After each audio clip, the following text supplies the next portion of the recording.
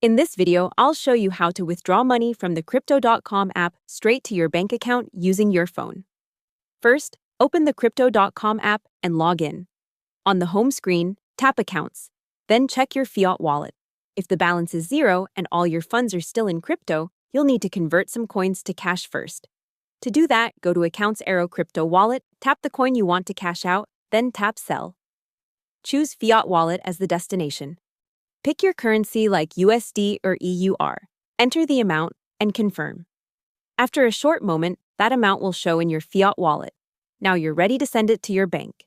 Go back to Accounts Fiat Wallet, tap your currency, then choose Transfer Withdraw Bank Transfer. If this is your first time, follow the prompts to add and verify your bank account inside the app. Enter the withdrawal amount, review any fees and estimated processing time, then tap Confirm. You can track the status under your Fiat Wallet transaction history and then in your banking app once it arrives. Hope the tutorial was helpful. Subscribe to my channel and see you in the next video.